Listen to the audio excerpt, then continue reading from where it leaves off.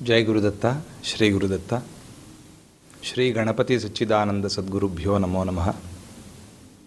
भक्ति TV NTV ప్రేక్షకులకందరికీ పరాభవనామ సంవత్సర ఉగాది శుభాశీస్సులు. విశ్వావసు నామ సంవత్సరం వెళ్ళి పరాభవనామ సంవత్సరం వస్తోంది. దీన్ని చిన్నప్పుడు పాఠాలు చెప్పేవారు. మా బాల్యంలో 3-4 వయస్సు ఆ సమయంలో పరావసు నామ సంవత్సరం అని చెప్పించారు. నాకెప్పుడు అదే గుర్తొస్తూ ఉంటుంది. పరావసు అనే ఒక పద్ధతి ఉందేమో, కానీ గ్రంథాల్లో పురాణాల్లో ఇటువంటి మాట ఎక్కడా కూడా కనిపించలేదు. కానీ అలా మరి ఎందుకు చెప్పించారో, చిన్నప్పుడు అలా చెప్పించిన గుర్తు నాకెప్పుడు పరావసు అనే విశ్వావసు పరావసు అని. కానీ ఇది పరాభవనామ సంవత్సరము అని ప్రసిద్ధంగా ఉన్నది. ఇటువంటి పరాభవనామ సంవత్సరంలో మనమంతా ప్రవేశిస్తూ ఉన్నాం. ఎవరు భయపడాల్సిన పని లేదు. పరాభవం అంటే ప్రపంచంలో ఉండేటువంటి చెడుకి పరాభవం, మంచికి జయం అనేది మనం ఎప్పుడు ప్రార్థన చేయాలి.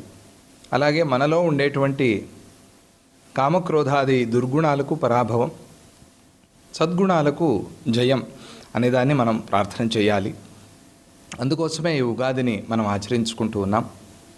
ఈ ఉగాది సందర్భంగా అందరికీ ఆ భగవంతుడి యొక్క ఆశీస్సులు పరిపూర్ణంగా కలగాలి, అన్ని రంగాల్లోని వారు అందరూ కూడా జయించాలి అని చెప్పి ఆ భగవంతుడిని ప్రార్థన చేస్తూ, అందరూ చక్కగా మన శాస్త్రంలో మన ధర్మ మార్గంలో చెప్పిన విధానంగా ఈ పండగని ఆచరణ చేసుకుంటూ ఈరోజు నుంచి వసంత నవరాత్రి రామనవమి వరకు అందరూ కూడా భగవత్ స్మరణలో ఉండండి. పూజ్య గురుదేవులు స్వామిజీ వారు చెప్పినట్టుగా హనుమాన్ చాలీసా పఠన చేస్తూ, శతశ్లోకి రామాయణం దాన్ని లేఖనం చేస్తూ లేదా పారాయణం చేస్తూ భగవంతుడి యొక్క ఆశీస్సులకు అందరూ కూడా పాత్రులు కండి. ప్రపంచంలో నలుమూలలా యుద్ధ వాతావరణం కనిపిస్తోంది. ఆ వాతావరణం అంతా కూడా చల్లబడి ప్రపంచమంతా కూడా సుఖశాంతులతో వర్ధిల్లాలి.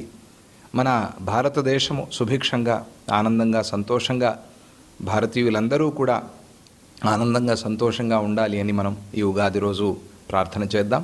మీకందరికీ కూడా ఆ భగవంతుడి యొక్క పరిపూర్ణమైన ఆశీస్సులు. జై గురుదత్త శ్రీ గురుదత్త.